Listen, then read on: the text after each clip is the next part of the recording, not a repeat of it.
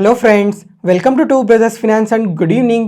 ಇವತ್ತಿನ ದಿನ ಸ್ಟಾಕ್ ಮಾರ್ಕೆಟಲ್ಲಿ ಬೆಳಿಗ್ಗೆಯಿಂದ ಸಂಜೆವರೆಗೂ ಏನು ನಡೆದಿದೆ ಮತ್ತು ನಾಳೆ ಮಾರ್ಕೆಟ್ ಯಾವ ಥರ ಇರ್ಬೋದು ಅಂತ ಈ ವಿಡಿಯೋದಲ್ಲಿ ಮಾತಾಡ್ಕೊಳ್ಳೋಣ. ಇವತ್ತಿನ ಮಾರ್ಕೆಟ್ ಅಪ್ಡೇಟ್ಸ್ ಏನಂದರೆ, ಸೆನ್ಸೆಕ್ಸ್ 213 ಪಾಯಿಂಟ್ಸ್ ಗೇನ್ ಆಗಿ 81,857 ಕ್ಲೋಸ್ ಆಗಿದೆ. ನಿಫ್ಟಿ 69 ಪಾಯಿಂಟ್ಸ್ ಗೇನ್ ಆಗಿ 25,050 ಕ್ಲೋಸ್ ಆಗಿದೆ. ಬ್ಯಾಂಕ್ ನಿಫ್ಟಿ 166 ಪಾಯಿಂಟ್ಸ್ ಗೇನ್ ಆಗಿ 55,698 ಕ್ಲೋಸ್ ಆಗಿದೆ. ಫ್ರೆಂಡ್ಸ್, ಇವತ್ತು ಮಾರ್ಕೆಟ್ ನೋಡಿದ್ರಾ ಸ್ವಲ್ಪ ಪಾಸಿಟಿವ್ ಆಗಿ ರಿಯಾಕ್ಟ್ ಆಗಿದೆ. ಇವತ್ತು large cap, mid cap, small caps ಪ್ರತಿಯೊಂದು ಇಂಡಿಸಿಸನು ಇವತ್ತು ಪಾಸಿಟಿವ್ ಅಲ್ಲೇ ಕ್ಲೋಸ್ ಆಗಿದೆ. ಇವಾಗ ಸ್ಟ್ರೈಟ್ ಥರ್ಡ್ ಸೆಷನ್ ಮಾರ್ಕೆಟ್ ಇವತ್ತು ಸಹ ಪಾಸಿಟಿವ್ ಅಲ್ಲೇ ಕ್ಲೋಸ್ ಆಗಿದೆ. ಯಾಕಂದ್ರೆ ಈ ಗ್ಲೋಬಲ್ ಮಾರ್ಕೆಟ್ಸ್ ಇಂದ ಆಗಲಿ ಅಥವಾ ಟ್ಯಾರಿಫ್ ಅನ್ಸರ್ಟಿನಿಟೀಸ್ ನಮ್ಮ ಮಾರ್ಕೆಟ್ ಅಲ್ಲಿ ಯಾವುದೇ ತರ ಕಾಣ್ತಾ ಇಲ್ಲ. ಅದರಿಂದನೇ ನಮ್ಮ ಮಾರ್ಕೆಟ್ಸ್ ಈ ತರ ಪಾಸಿಟಿವ್ ಆಗಿ ರಿಯಾಕ್ಟ್ ಆಗ್ತಾ ಇರೋದು. ಮತ್ತೆ ಗ್ಲೋಬಲಿ ನೋಡ್ಕೊಂಡ್ರೆ ಪ್ರತಿಯೊಂದು ಕಂಟ್ರಿ ಜೊತೆನೂ ಒಳ್ಳೆ ಸಂಬಂಧನೇ ಇಟ್ಕೊಂತಾ ಇದೆ.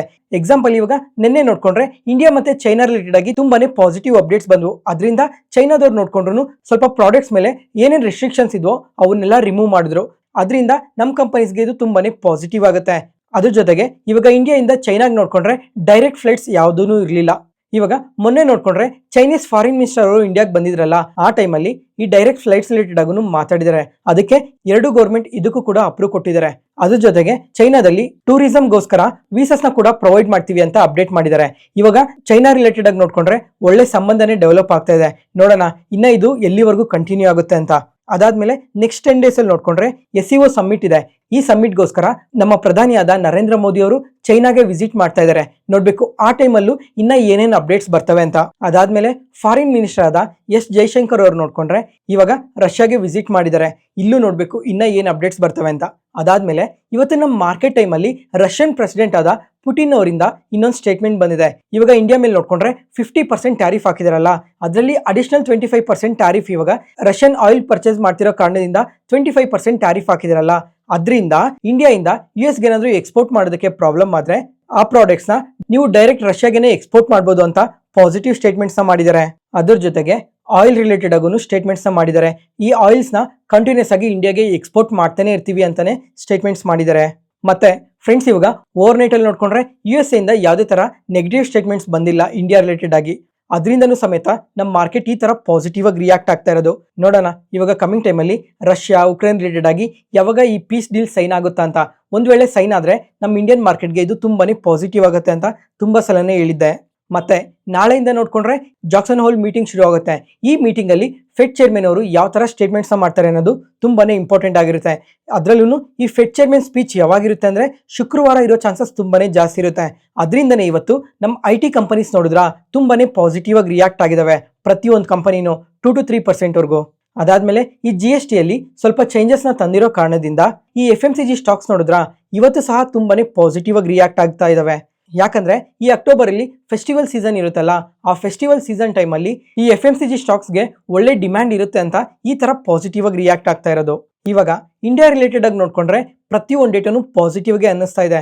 ಅದರಿಂದನೇ ಮಾರ್ಕೆಟ್ ಈ ತರ ಪಾಸಿಟಿವ್ ಆಗಿ ರಿಯಾಕ್ಟ್ ಆಗ್ತಾ ಇರೋದು. ನೋಡೋಣ ಕಮಿಂಗ್ ಟೈಮ್ ಅಲ್ಲಿ ಇನ್ನ ಯಾವ ತರ ಡೇಟಾಸ್ ಬರ್ತವೆ ಅಂತ. ಅದಾದ್ಮೇಲೆ ಇವತ್ತು CLSA ಅವ್ರು ನೋಡ್ಕೊಂಡ್ರೆ ಈ ಡಿಸೆಂಬರ್ಗೆಲ್ಲ ನಿಫ್ಟಿ 50 26,300ಗೆ ರೀಚ್ ಆಗುತ್ತೆ ಅಂತ ಪಾಸಿಟಿವ್ ಸ್ಟೇಟ್ಮೆಂಟ್ಸ್ ಮಾಡಿದ್ದಾರೆ. ಫ್ರೆಂಡ್ಸ್, ಇವಾಗ ಒಂದ್ಸಲ ಕಮೆಂಟ್ ಮಾಡಿ ಈ ಡಿಸೆಂಬರ್ಗೆಲ್ಲ 26,000 ರೀಚ್ ಆಗುತ್ತಾ ಇಲ್ವಾ ಅಂತ. ಅದ್ರ ಜೊತೆಗೆ ನಮ್ಮ ಮಾರ್ಕೆಟ್ ರಿಲೇಟೆಡ್ ಆಗಿ ನಿಮ್ಮ ಒಪಿನಿಯನ್ನ ಕೂಡ ಶೇರ್ ಮಾಡಿ. ಯಾವುದೇ ಪಾಯಿಂಟಲ್ಲಿ ನಾನು ಹೇಳೋ ಇನ್ಫಾರ್ಮೇಷನ್ ನಿಮಗೆ ಯೂಸ್ಫುಲ್ ಅನಿಸಿದ್ರೆ ಈ ವಿಡಿಯೋನ ಲೈಕ್ ಮಾಡಿ. ಮತ್ತು ನಿಮ್ಮ ಫ್ರೆಂಡ್ಸಲ್ಲಿ ಯಾರಿಗಾದ್ರೂ ಸ್ಟಾಕ್ ಮಾರ್ಕೆಟ್ ಬಗ್ಗೆ ಇಂಟ್ರೆಸ್ಟ್ ಇರೋರಿಗೆ ಈ ವಿಡಿಯೋಸ್ನ ಶೇರ್ ಮಾಡಿ. Next market key updates. First ಇವಾಗ ಓಲಾ ಎಲೆಕ್ಟ್ರಿಕ್ ಬಗ್ಗೆ ಮಾತಾಡ್ಕೊಳ್ಳೋಣ. ಈ ಕಂಪನಿ ನೋಡ್ಕೊಂಡ್ರೆ ಲಾಸ್ಟ್ 2 days ಅಲ್ಲೇ 25% ರ್ಯಾಲಿ ಆಗಿದೆ. ಅದಾದ್ಮೇಲೆ ತುಂಬಾ ಜನ ಇನ್ವೆಸ್ಟರ್ಸ್ ಎಲ್ಲ ಇವಾಗ ಈ ಕಂಪನಿಯಲ್ಲಿ ಇನ್ವೆಸ್ಟ್ ಮಾಡ್ಬೋದಾ ಅಂತ ಸಮೇತ ಕೇಳಿದ್ದಾರೆ. ಅದಕ್ಕೋಸ್ಕರ ಇವಾಗ ಪ್ರತಿಯೊಂದನ್ನು ಡೀಟೇಲ್ ಆಗಿ ಮಾತಾಡ್ಕೊಳ್ಳೋಣ. ಇವಾಗ ಇನ್ವೆಸ್ಟ್ ಮಾಡ್ಬೋದಾ ಬೇಡವಾ ಅಂತ. ಫಸ್ಟ್ ಇವಾಗ ಈ ಕಂಪನಿ ನೋಡ್ಕೊಂಡ್ರೆ ಆಲ್ ಟೈಮ್ ಐಸ್ ಇಂದ ಎಬೋ 70% ಫಾಲ್ ಆಗಿದೆ. ಫಸ್ಟ್ ಇದಕ್ಕೆ ಏನೇನ್ ರೀಸನ್ಸ್ ಇದಾವೆ ಅಂತ ನೋಡ್ಕೊಂಡ್ರೆ ಇವರು ಪ್ರತಿ ಕ್ವಾರ್ಟರ್ಲೂ ಲಾಸಸ್ ನ ಪೋಸ್ಟ್ ಮಾಡ್ತಾ ಇದ್ದಾರೆ. ಮತ್ತೆ ಈ ಕಂಪನಿಯಲ್ಲಿ ಸರ್ವಿಸ್ ಸೆಂಟರ್ಸ್ ಇಶ್ಯೂ ಇದೆ. ಅದಾದ್ಮೇಲೆ ಸ್ವಲ್ಪ ಬೈಕ್ಸ್ ಅಲ್ಲೆಲ್ಲ ತುಂಬಾನೇ ಕಂಪ್ಲೇಂಟ್ಸ್ ಇದಾವೆ ಅಂತ ಎಲ್ಲ ರಿಜಿಸ್ಟರ್ ಆಗಿದೆ. ಅದ್ರ ಜೊತೆಗೆ ಲಾಸ್ಟ್ ಇಯರ್ ಜುಲೈಯಲ್ಲಿ ನೋಡ್ಕೊಂಡ್ರೆ 50% ಮಾರ್ಕೆಟ್ ಶೇರ್ ನ ಹೋಲ್ಡ್ ಮಾಡ್ತಾ ಇದ್ರು. ಇವಾಗ ಪ್ರೆಸೆಂಟ್ ನೋಡ್ಕೊಂಡ್ರೆ ಜಸ್ಟ್ 18 to 19% ಮಾರ್ಕೆಟ್ ಶೇರ್ ನ ಹೋಲ್ಡ್ ಮಾಡ್ತಾ ಇದ್ದಾರೆ. ಫ್ರೆಂಡ್ಸ್, ಇವಾಗ ಈ ಎಲ್ಲಾ ಕಾರಣದಿಂದನೇ ಈ ಕಂಪನಿ ಕಂಟಿನ್ಯೂಸ್ ಆಗಿ ಫಾಲ್ ಆಗ್ತಾ ಇರೋದು. ಇವಾಗ ಆಲ್ ಟೈಮ್ ಐಸ್ ನೋಡ್ಕೊಂಡ್ರೆ ನಿಯರ್ಲಿ 130 rupees per share ವರ್ಗು ಪಾಸಿಟಿವ್ ಆಗಿ ರಿಯಾಕ್ಟ್ ಆಗಿದೆ ಕಂಪನಿ. ಇವಾಗ ಲೋ ಲೆವೆಲ್ಸ್ ಅಂದ್ರೆ ನಿಯರ್ಲಿ 40 rupees ವರ್ಗು ಫಾಲ್ ಆಗಿದೆ. ಅಂದ್ರೆ ಇವಾಗ ನಿಯರ್ಲಿ 100 rupees ಈ ಕಂಪನಿ ಶೇರ್ ಪ್ರೈಸ್ ಫಾಲ್ ಆಗಿದೆ. ನೆಕ್ಸ್ಟ್ ಅದಾದ್ಮೇಲೆ ಇವಾಗ ಲಾಸ್ಟ್ 2 days ಅಲ್ಲಿ ನೋಡ್ಕೊಂಡ್ರೆ ಯಾಕೆ ಈ ತರ ಪಾಸಿಟಿವ್ ಆಗಿ ರಿಯಾಕ್ಟ್ ಆಗ್ತಾ ಇದೆ ಅಂತ ಮಾತಾಡ್ಕೊಳ್ಳೋಣ. ಅದಕ್ಕೂ ಮುಂಚೆ ಇವಾಗ ಗೌರ್ಮೆಂಟ್ ಅವರು ಈ GST ರಿಲೇಟೆಡ್ ಆಗಿ ಸ್ವಲ್ಪ ಚೇಂಜಸ್ ನ ತಂದ್ರಲ್ಲ, ಅವತ್ ನೋಡ್ಕೊಂಡ್ರೆ ಈ ಕಂಪನಿ ಯಾವುದೇ ತರ ಪಾಸಿಟಿವ್ ಆಗಿ ರಿಯಾಕ್ಟ್ ಆಗಲಿಲ್ಲ. ಮತ್ತೆ ಇನ್ನ ಮಿಕ್ಕಿರೋ ಆಟೋ ಕಂಪನೀಸ್ ನೋಡ್ಕೊಂಡ್ರೆ ತುಂಬಾನೇ ಪಾಸಿಟಿವ್ ಆಗಿ ರಿಯಾಕ್ಟ್ ಆಗಿದ್ವು.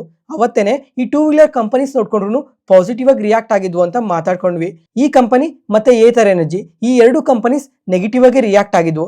ಯಾಕಂದ್ರೆ EV ರಿಲೇಟೆಡ್ ಆಗಿ ಗೌರ್ಮೆಂಟ್ ಇಂದ ಸ್ವಲ್ಪ ಸಬ್ಸಿಡೀಸ್ ಎಲ್ಲ ಇತ್ತು, ಅದ್ರ ಮೇಲೆ ಸ್ವಲ್ಪ ಎಫೆಕ್ಟ್ ಆಗುತ್ತೆ ಅಂತ ಈ ಕಂಪನಿ ಯಾವುದೇ ತರ ಪಾಸಿಟಿವ್ ಆಗಿ ರಿಯಾಕ್ಟ್ ಆಗಿರಲಿಲ್ಲ.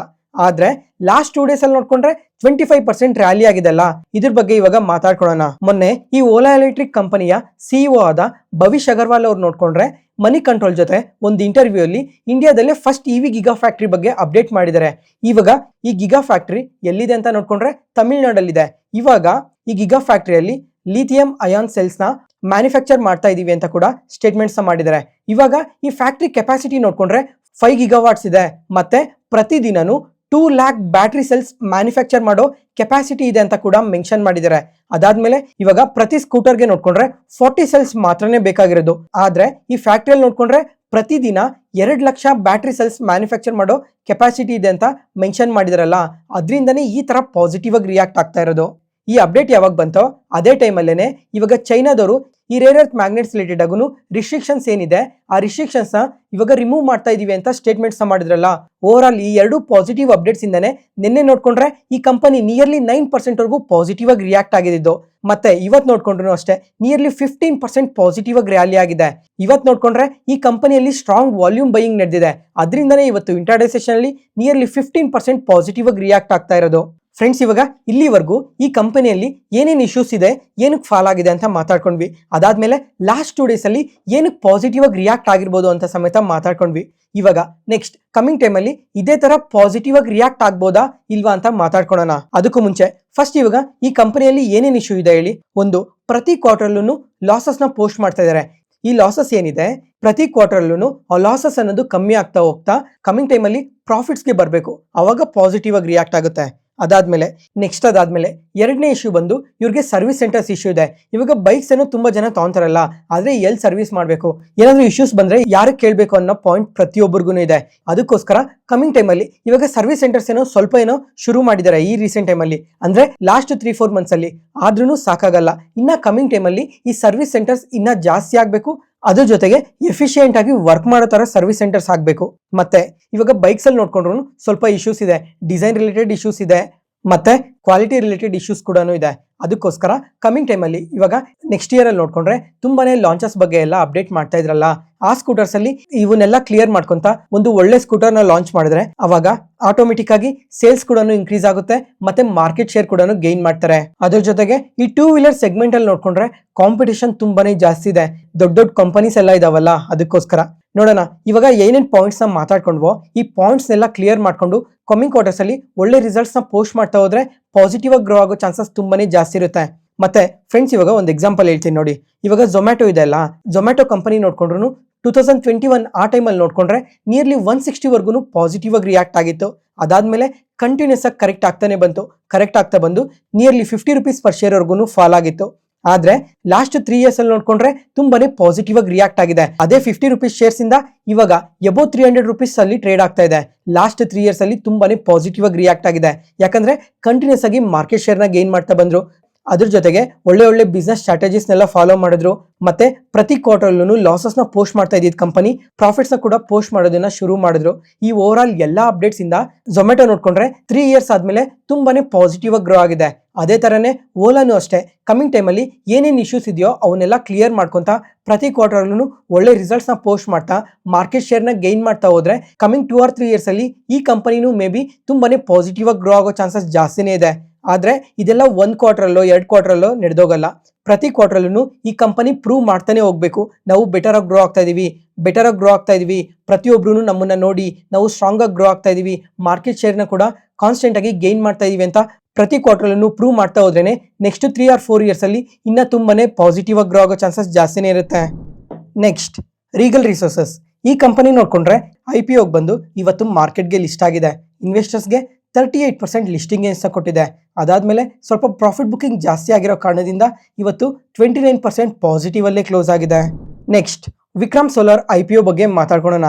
ಈ IPOದಲ್ಲಿ ಇವರು ಯಾವ ತರ ಬಿಸ್ನೆಸ್ ನ ಮಾಡ್ತಾರೆ, ಫಿನಾನ್ಷಿಯಲ್ಸ್ ಯಾವ ತರ ಇದೆ ಅಂತ ಪ್ರತಿಯೊಂದನ್ನು ಸಿಂಪಲ್ ಆಗಿ ಕ್ಲಿಯರ್ ಆಗಿ ಎಕ್ಸ್ಪ್ಲೈನ್ ಮಾಡ್ತೀನಿ. ಫ್ರೆಂಡ್ಸ್, ಇವಾಗ ಈ ವಿಕ್ರಮ್ ಸೋಲಾರ್ ಕಂಪನಿ ನೋಡ್ಕೊಂಡ್ರೆ 2005 ಅಲ್ಲಿ ಶುರು ಆಗುತ್ತೆ. ಇವರು ಸೋಲಾರ್ PV ಮಾಡ್ಯೂಲ್ಸ್ ನ ಮ್ಯಾನುಫ್ಯಾಕ್ಚರ್ ಮಾಡ್ತಾರೆ. ಇವ್ರಿಗೆ ಇವಾಗ ಇದೇ ಸೆಗ್ಮೆಂಟ್ ಅಲ್ಲಿ 17 ಇಯರ್ಸ್ ಎಕ್ಸ್ಪೀರಿಯನ್ಸ್ ಇದೆ. ಓಕೆನಾ? ಇವಾಗ ಸೋಲಾರ್ PV ಮಾಡ್ಯೂಲ್ಸ್ ನ ಮ್ಯಾನುಫ್ಯಾಕ್ಚರ್ ಮಾಡ್ತಾರಲ್ಲ, ಇದ್ರಂಡರಲ್ಲಿ ನೋಡ್ಕೊಂಡ್ರೆ ಇನ್ನ ಡಿಫ್ರೆಂಟ್ ಟೈಪ್ ಆಫ್ ಮಾಡ್ಯೂಲ್ಸ್ ನೆಲ್ಲ ಇವರು ಮ್ಯಾನುಫ್ಯಾಕ್ಚರ್ ಮಾಡ್ತಾರೆ. ಎಕ್ಸಾಂಪಲ್, ಇವಾಗ mono crystalline solar PV modules ನ ಮ್ಯಾನುಫ್ಯಾಕ್ಚರ್ ಮಾಡ್ತಾರೆ, ಮತ್ತೆ ಬೈಫೇಶಿಯಲ್ ಮಾಡ್ಯೂಲ್ಸ್ ನ ಮ್ಯಾನುಫ್ಯಾಕ್ಚರ್ ಮಾಡ್ತಾರೆ, ಮತ್ತೆ ಹೆಟ್ರೋ ಜಂಕ್ಷನ್ ಟೆಕ್ನಾಲಜೀಸ್ ನ ಬಳಸ್ಕೊಂಡು ಸ್ವಲ್ಪ ಮಾಡ್ಯೂಲ್ಸ್ ನ ಮ್ಯಾನುಫ್ಯಾಕ್ಚರ್ ಮಾಡ್ತಾರೆ. ಅದಾದ್ಮೇಲೆ PERC ಮಾಡ್ಯೂಲ್ಸ್ ನ ಕೂಡ ಇವರು ಮ್ಯಾನುಫ್ಯಾಕ್ಚರ್ ಮಾಡ್ತಾರೆ. ಫ್ರೆಂಡ್ಸ್, ಇವಾಗ ಸೋಲಾರ್ ಪ್ಯಾನೆಲ್ಸ್ ನೇನೋ ಮ್ಯಾನುಫ್ಯಾಕ್ಚರ್ ಮಾಡಿದ್ರು. ಇದಾದ್ಮೇಲೆ EPC ಸರ್ವಿಸಸ್ ನ ಪ್ರೊವೈಡ್ ಮಾಡ್ತಾರೆ. ಇವಾಗ ಯಾವ್ದಾದ್ರು ದೊಡ್ಡ ದೊಡ್ಡ ಪ್ರಾಜೆಕ್ಟ್ಸ್ ಎಲ್ಲ ಬರ್ತಾವಲ್ಲ, ಆ ಪ್ರಾಜೆಕ್ಟ್ಸ್ಗೆ EPC ಸರ್ವಿಸಸ್ ನ ಪ್ರೊವೈಡ್ ಮಾಡ್ತಾರೆ.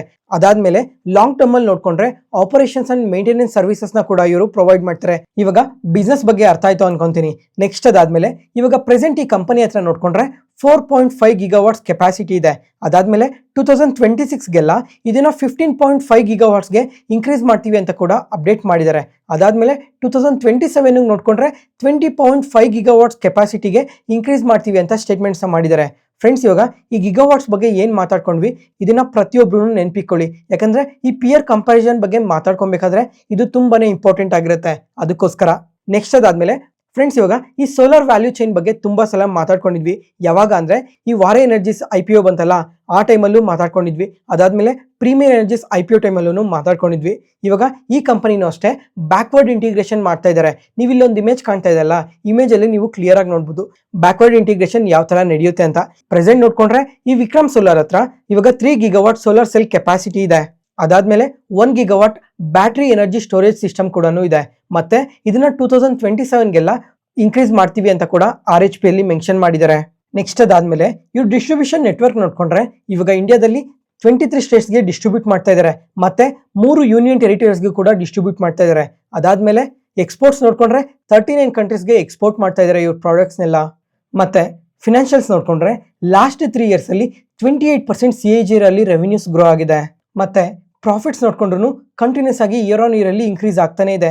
ಇವಾಗ ಲಾಸ್ಟ್ 3 ಇಯರ್ಸ್ ಅಲ್ಲಿ ನೋಡ್ಕೊಂಡ್ರೆ 10% CAGR ಅಲ್ಲಿ ಗ್ರೋ ಆಗಿದೆ. ಅದ್ರ ಜೊತೆಗೆ ಮಾರ್ಜಿನ್ಸ್ ಅಷ್ಟೇ ತುಂಬಾನೇ ಬೆಟರ್ ಆಗಿ ಗ್ರೋ ಆಗ್ತಿದೆ ಅಂತ RHP ಅಲ್ಲಿ ಮೆನ್ಷನ್ ಮಾಡಿದ್ದಾರೆ. ನೆಕ್ಸ್ಟ್ IPO ಡೀಟೇಲ್ಸ್ ನೋಡ್ಕೊಂಡ್ರೆ ಈ IPOದಲ್ಲಿ 2079 ಕ್ರೋರ್ಸ್ ನ ರೈಸ್ ಮಾಡ್ತಾ ಇದ್ದಾರೆ. ಅದರಲ್ಲಿ 1500 ಕ್ರೋರ್ಸ್ ಫ್ರೆಶ್ ಇಶ್ಯೂನೆ, ಅಂದ್ರೆ ಇದು ಕಂಪ್ಲೀಟ್ ಆಗಿ ಕಂಪನಿಗೆ ಹೋಗುತ್ತೆ. ಮತ್ತೆ OFS ಮುಖಾಂತರ 579 ಕ್ರೋರ್ಸ್ ನ ರೈಸ್ ಮಾಡ್ತಾ ಇದ್ದಾರೆ.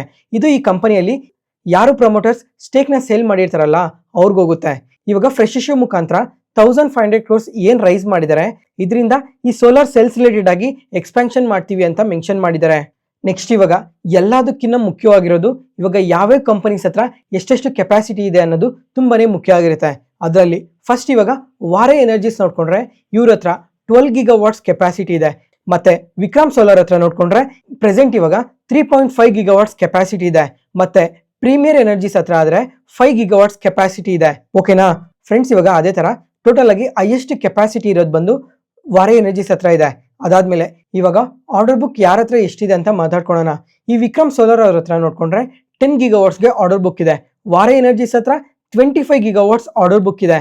ಮತ್ತೆ ಪ್ರೀಮಿಯರ್ ಎನರ್ಜೀಸ್ ಹತ್ರ ನೋಡ್ಕೊಂಡ್ರೆ 5 ಗಿಗಾವಾಟ್ಸ್ ಆರ್ಡರ್ ಬುಕ್ ಇದೆ.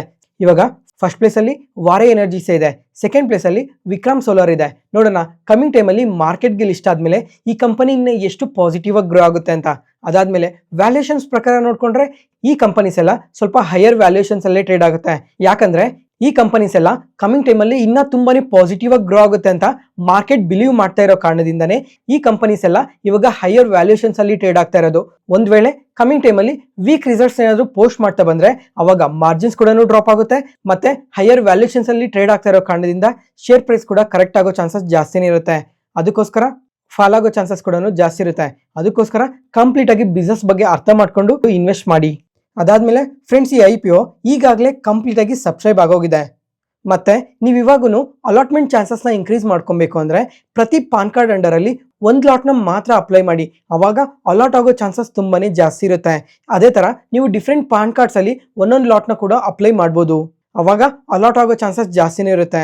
ಈಗಾಗಲೇ ನೀವು ಯಾರಾದರೂ ಈ IPOಗೆ ಅಪ್ಲೈ ಮಾಡಿದರೆ ಒಂದ್ಸಲ ಕಮೆಂಟ್ ಸೆಷನಲ್ಲಿ ಕೂಡ ಕಮೆಂಟ್ ಮಾಡಿ. ಮತ್ತೆ ಇವತ್ತು ಆಂಕರ್ ಇನ್ವೆಸ್ಟರ್ಸ್ ಲಿಸ್ಟ್ ಕೂಡ ಅಪ್ಡೇಟ್ ಆಗಿದೆ. ಈ ಆಂಕರ್ ಇನ್ವೆಸ್ಟರ್ಸ್ ನೋಡಿಕೊಂಡ್ರೆ 620 ಕೋಟಿ ಇನ್ವೆಸ್ಟ್ ಮಾಡಿದ್ದಾರೆ. ಇವಾಗ ಯಾರ್ಯಾರು ಇನ್ವೆಸ್ಟ್ ಮಾಡಿದ್ದಾರೆ ಅಂತ ನೋಡಿಕೊಂಡ್ರೆ ಗೋಲ್ಡ್ಮ್ಯಾನ್ ಸ್ಯಾಕ್ಸ್, Morgan Stanley, PNB Paribas, HSBC, Citigroup, ICICI Prudential mutual funds, ICICI Prudential life insurance, SBI general insurance, ಅದ್ರ ಜೊತೆಗೆ ಡೊಮೆಸ್ಟಿಕ್ ಮ್ಯೂಚುವಲ್ ಫಂಡ್ಸ್ ಅವ್ರು ಯಾರ್ಯಾರು ಇದ್ದಾರೆ ಅಂತ ನೋಡಿಕೊಂಡ್ರೆ ಕೋಟಕ್ ಮಹೀಂದ್ರಾ ಮ್ಯೂಚುವಲ್ ಫಂಡ್ಸ್ ಅವರು, ನಿಪಾನ್ ಇಂಡಿಯಾ ಮ್ಯೂಚುವಲ್ ಫಂಡ್ಸ್ ಅವರು, ಟಾಟಾ ಮ್ಯೂಚುವಲ್ ಫಂಡ್ಸ್ ಅವರೆಲ್ಲ ಈ IPOದಲ್ಲಿ ಇನ್ವೆಸ್ಟ್ ಮಾಡಿದ್ದಾರೆ. ನೆಕ್ಸ್ಟ್ ಅದಾದ್ಮೇಲೆ ಫ್ರೆಂಡ್ಸ್, ಮನಿ ಕಂಟ್ರೋಲಲ್ಲಿ ಇನ್ನೊಂದು ಡೇಟಾ ಅಪ್ಡೇಟ್ ಆಗಿದೆ. ಏನಂದ್ರೆ ಈ ಮೋತಿಲಾಲ್ ಓಸ್ವಾಲ್ ಮ್ಯೂಚುವಲ್ ಫಂಡ್ಸ್ ಅವರು ಈ Paytm ಅಲ್ಲಿ 0.41% ಸ್ಟೇಕ್ನ ಬೈ ಮಾಡಿದ್ದಾರೆ ಅಂತ ಅಪ್ಡೇಟ್ ಮಾಡಿದ್ದಾರೆ. ಅಂದ್ರೆ 26 ಲಕ್ಷ ಶೇರ್ಸ್ನ ಬೈ ಮಾಡಿದ್ದಾರೆ ಅಂತ. ಇದೇನು ಫಸ್ಟ್ ಟೈಮ್ ಏನಲ್ಲ. ಈ ಮೋತಿಲಾಲ್ ಓಸ್ವಾಲ್ ಮ್ಯೂಚುವಲ್ ಫಂಡ್ಸ್ ಅವ್ರು ನೋಡ್ಕೊಂಡ್ರೆ ಮುಂಚೆಯಿಂದನೂ ಈ Paytm ಅಲ್ಲಿ ಸ್ಟೇಕ್ನ ಹೋಲ್ಡ್ ಮಾಡ್ತಾನೆ ಇದ್ರು. 4.74% ಸ್ಟೇಕ್ನ ಹೋಲ್ಡ್ ಮಾಡ್ತಾ ಇದ್ರು. ಅದು ಇವಾಗ ಅಡಿಷನಲ್ ಆಗಿ ಬೈ ಮಾಡಿದಾರಲ್ಲ, ಟೋಟಲ್ ಆಗಿ ಪ್ರೆಸೆಂಟ್ ಇವಾಗ 5.1% ಸ್ಟೇಕ್ಗೆ ಇನ್ಕ್ರೀಸ್ ಆಗಿದೆ. Next Nazara Technologies. ಈ ಕಂಪನಿ ನೋಡ್ಕೊಂಡ್ರೆ ಇವತ್ತು 12% ನೆಗೆಟಿವ್ ಆಗಿ ರಿಯಾಕ್ಟ್ ಆಗಿದೆ. ಇದಕ್ಕೆ ರೀಸನ್ ಏನು ಅಂತಂದ್ರೆ ಯೂನಿಯನ್ ಕ್ಯಾಬಿನೆಟ್ ಅವರು ಡ್ರಾಫ್ಟ್ ಆನ್ಲೈನ್ ಗೇಮಿಂಗ್ ಬಿಲ್ಗೆ ಅಪ್ರೂವ್ ಕೊಟ್ಟಿದ್ದಾರೆ. ಇವಾಗಿಂದ ಈ ಆನ್ಲೈನ್ ಗೇಮ್ಸ್ ಏನೇ ಇರ್ತವೆ, ಈ ಆನ್ಲೈನ್ ಗೇಮ್ಸ್ ರಿಲೇಟೆಡ್ ಆಗಿ ಸ್ಟ್ರಿಕ್ಟ್ ಆಗಿ ರೆಗ್ಯುಲೇಟ್ ಮಾಡ್ತೀವಿ ಅಂತ ಈ ಗೇಮಿಂಗ್ ಬಿಲ್ ಅಲ್ಲಿ ಅಪ್ಡೇಟ್ ಮಾಡಿದ್ದಾರೆ. ಅಂದ್ರೆ ಎಕ್ಸಾಂಪಲ್, ಇವಾಗ ಯಾವುದಾದ್ರೂ ಒಂದು ಗೇಮಿಂಗ್ ಆ್ಯಪ್ ಇರುತ್ತಲ್ಲ, ಆ ಗೇಮಿಂಗ್ ಆ್ಯಪಲ್ಲಿ ನಾವು ದುಡ್ಡನ್ನ ಹಾಕಿ ಅದರಲ್ಲಿ ಆಡ್ತೀವಲ್ಲ, ಆ ಥರ ಗೇಮ್ಸ್ ಏನೇನು ಇರ್ತವೆ ಆ ಥರ ಆ್ಯಪ್ಸ್ ಮೇಲೆ ತುಂಬಾನೇ ಸ್ಟ್ರಿಕ್ಟ್ ಆ್ಯಕ್ಷನ್ನ ತೊಗೊತೀವಿ ಅಂತ ಮೆನ್ಷನ್ ಮಾಡಿದ್ದಾರೆ. ಮತ್ತೆ ಅದರಿಂದ ಅಡ್ವರ್ಟೈಸಿಂಗ್ ಆಗಲಿ, ಪ್ರಮೋಷನ್ಸ್ನಾಗಲಿ, ಅಥವಾ ಇವಾಗ ದುಡ್ಡನ್ನೇನಾದರೂ ಟ್ರಾನ್ಸ್ಫರ್ ಮಾಡಬೇಕಾದ್ರೆ ಬ್ಯಾಂಕ್ಸ್ಗೆಲ್ಲ ಲಿಂಕ್ ಇರುತ್ತಲ್ಲ, ಆ ಬ್ಯಾಂಕ್ಸ್ಗೂ ಸಮೇತ ಸ್ಟ್ರಿಕ್ಟಾಗಿ ಆ್ಯಕ್ಷನ್ ತೊಗೊತೀವಿ. ಇವನ್ನೆಲ್ಲ ಕಂಪ್ಲೀಟಾಗಿ ಸ್ಟಾಪ್ ಮಾಡಬೇಕು ಅಂತ ಈ ಗೇಮಿಂಗ್ ಬಿಲ್ಲಲ್ಲಿ ಅಪ್ಡೇಟ್ ಮಾಡಿದ್ದಾರೆ. ಇದರಿಂದ ಇವತ್ತು ನಜಾರಾ ಟೆಕ್ನಾಲಜೀಸ್ ಏನಕ್ಕೆ ಈ ಥರ ಫಾಲೋ ಆಯಿತು ಅಂತ ನೋಡಿಕೊಂಡ್ರೆ, ಇವರು ನಜಾರಾ ಟೆಕ್ನಾಲಜೀಸ್ ಅವರು ಪೋಕರ್ ಬಾಜಿ ಅನ್ನೋ ಆ್ಯಪಲ್ಲಿ 48% ಸ್ಟೇಕ್ನ ಹೋಲ್ಡ್ ಮಾಡ್ತಾ ಇದ್ದಾರೆ. ಮತ್ತೆ ಈ ಕಂಪನಿಯಲ್ಲಿ 805 ಕ್ರೋರ್ಸ್ನ ಕೂಡ ಇನ್ವೆಸ್ಟ್ ಮಾಡಿದ್ದಾರೆ. ಮತ್ತೆ ಇವಾಗ ಈ Q1 ಅಲ್ಲಿ ನೋಡಿಕೊಂಡ್ರೆ ತುಂಬಾನೇ ರೆವಿನ್ಯೂಸ್ ಬಂದಿದೆಲ್ಲ, ಆ ರೆವಿನ್ಯೂಸಲ್ಲಿ 38% ರೆವಿನ್ಯೂಸ್ ಎಲ್ಲ ಈ ಪೋಕರ್ ಬಾಜಿ ಆ್ಯಪಿಂದನೇ ಬಂದಿದೆ. ಅದರಿಂದ ಕಮಿಂಗ್ ಟೈಮಲ್ಲಿ ಈ ಗೇಮಿಂಗ್ ಬಿಲ್ ಏನಾದರೂ ಅಪ್ರೂವ್ ಆದರೆ ಇದ್ರ ರಿಲೇಟೆಡ್ ಆಗಿ ತುಂಬಾನೇ ಎಫೆಕ್ಟ್ ಆಗೋ ಚಾನ್ಸಸ್ ಏನಾದರೂ ಇರುತ್ತೆ ಅಂತ ಈ ಥರ ನೆಗೆಟಿವ್ ಆಗಿ ರಿಯಾಕ್ಟ್ ಆಗಿರೋದು. ನೆಕ್ಸ್ಟ್ ಅದಾದ್ಮೇಲೆ ಆದಿತ್ಯ ಇನ್ಫೋಟೆಕ್. ಈ ಕಂಪನಿ ನೋಡ್ಕೊಂಡ್ರೆ ರೀಸೆಂಟಾಗಿ IPOಗೆ ಬಂದು ಮಾರ್ಕೆಟ್ಗೆ ಲಿಸ್ಟ್ ಆಯಿತು. ಲಿಸ್ಟ್ ಆಗಿರೋ ಟೈಮಲ್ಲಿ ನೋಡ್ಕೊಂಡ್ರೆ 50% ಲಿಸ್ಟಿಂಗ್ ಗೇನ್ಸ್ ಕೊಟ್ಟಿದೆ ಇನ್ವೆಸ್ಟರ್ಸ್ಗೆ. ಅದಾದಮೇಲೆ ಇವತ್ತು ನೋಡ್ಕೊಂಡ್ರು ಇಂಟ್ರಾಡೇ ಸೆಷನಲ್ಲಿ 10% ಪಾಸಿಟಿವ್ ಆಗಿ ರಿಯಾಕ್ಟ್ ಆಗಿದೆ. ಇದಕ್ಕೆ ರೀಸನ್ ಏನು ಅಂತಂದರೆ ಇವತ್ತು Q1 ರಿಸಲ್ಟ್ಸ್ನ ಪೋಸ್ಟ್ ಮಾಡಿದ್ದಾರೆ. ರೆವಿನ್ಯೂಸ್ ನೋಡ್ಕೊಂಡ್ರೆ ಇಯರ್ ಆನ್ ಇಯರಲ್ಲಿ 16% ಇನ್ಕ್ರೀಸ್ ಆಗಿದೆ. ಪ್ರಾಫಿಟ್ಸ್ ಆದರೆ 46% ಇನ್ಕ್ರೀಸ್ ಆಗಿದೆ. ಅದರಿಂದನೇ ಈ ಥರ ಪಾಸಿಟಿವ್ ಆಗಿ ರಿಯಾಕ್ಟ್ ಆಗಿರೋದು. ನೋಡೋಣ ಕಮಿಂಗ್ ಕ್ವಾರ್ಟರ್ಸಲ್ಲೂ ಇವರಿನ್ನ ಯಾವ ಥರ ರಿಸಲ್ಟ್ಸ್ನ ಪೋಸ್ಟ್ ಮಾಡ್ತಾರೆ ಅಂತ. Next centum electronics. ಈ ಕಂಪನಿ ನೋಡ್ಕೊಂಡ್ರೆ ಇವತ್ತು ಇಂಟ್ರಾಡೇ ಸೆಷನಲ್ಲಿ ಎಬೋ 6% ಪಾಸಿಟಿವ್ ಆಗಿ ರಿಯಾಕ್ಟ್ ಆಗಿದೆ. ಯಾಕಂದ್ರೆ ಒಂದು ನವರತ್ನ PSU ಡಿಫೆನ್ಸ್ ಕಂಪನಿ ಜೊತೆ ಇವರು MOU ಸೈನ್ ಮಾಡ್ಕೊಂಡಿದ್ದಾರೆ. ಅದೇ ಭಾರತ್ ಎಲೆಕ್ಟ್ರಾನಿಕ್ಸ್ ಲಿಮಿಟೆಡ್. ಇವಾಗ ಈ ಕಂಪನಿ ಜೊತೆ ಏನಕ್ಕೆ MOU ಸೈನ್ ಮಾಡ್ಕೊಂಡಿದ್ದಾರೆ ಅಂತ ನೋಡ್ಕೊಂಡ್ರೆ ಈ ಎಲೆಕ್ಟ್ರಾನಿಕ್ ವಾರ್ಫೇರ್ ಸಿಸ್ಟಮ್ಸ್ಗೆ ಮತ್ತೆ ಈ ರೇಡರ್ ಸಿಸ್ಟಮ್ಸ್ಗೆ, ಅದ್ರ ಜೊತೆಗೆ ಸ್ವಲ್ಪ ಮಿಲಿಟರಿ ಕಮ್ಯುನಿಕೇಶನ್ ಸಿಸ್ಟಮ್ಸ್ನ ಡೆವಲಪ್ ಮಾಡೋದಕ್ಕೋಸ್ಕರ ಈ MOU ಸೈನ್ ಮಾಡ್ಕೊಂಡಿರೋದು. ಫ್ರೆಂಡ್ಸ್, ಇವಾಗ ರೀಸೆಂಟ್ ಟೈಮಲ್ಲಿ ತುಂಬ ಸಲ ಮಾತಾಡ್ಕೊಂಡಿದ್ವಿ. ಇವಾಗ ಈ ಭಾರತ್ ಎಲೆಕ್ಟ್ರಾನಿಕ್ಸ್ ಕಂಪನಿ ಏನಿದೆ, ಇವ್ರ ಆರ್ಡರ್ ಬುಕ್ ನೋಡ್ಕೊಂಡ್ರೆ ತುಂಬಾನೇ ಸ್ಟ್ರಾಂಗ್ ಆಗಿದೆ.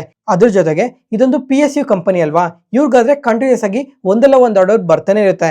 ಅದರಿಂದ ಈ MOU ಸೈನ್ ಮಾಡ್ಕೊಂಡಿರೋದಕ್ಕೆ ಕಮಿಂಗ್ ಟೈಮಲ್ಲೂ ಇದೇ ಥರ ಆರ್ಡರ್ಸ್ ಇನ್ನೂ ಜಾಸ್ತಿ ಬರ್ಬೋದೇನೋ ಅಂತ ಈ ಥರ 6% ಪಾಸಿಟಿವ್ ಆಗಿ ರಿಯಾಕ್ಟ್ ಆಗಿರೋದು. ಈ ವಿಡಿಯೋನ ಇಲ್ಲಿವರೆಗೂ ನೋಡ್ತಾ ಇದ್ದೀರಾ ಅಂದರೆ ನಾನು ಹೇಳ್ತಿರೋ ಇನ್ಫಾರ್ಮೇಷನ್ ನಿಮಗೆ ತುಂಬ ಉಪಯೋಗ ಆಗ್ತಾ ಇದೆ ಅಂತ ಅನ್ಕೊತೀನಿ. ಅದಕ್ಕೋಸ್ಕರ ಈ ವಿಡಿಯೋನ ಲೈಕ್ ಮಾಡಿ, ಈ ಚಾನಲ್ನ ಸಬ್ಸ್ಕ್ರೈಬ್ ಆಗಿ. ಈ ಥರ ವಿಡಿಯೋಸ್ ಪ್ರತಿದಿನ ಪೋಸ್ಟ್ ಮಾಡ್ತಾನೆ ಇರ್ತೀವಿ. ಆ ವಿಡಿಯೋಸ್ನೆಲ್ಲ ತಪ್ಪದೆ ನೋಡ್ಬೋದು. Thank you.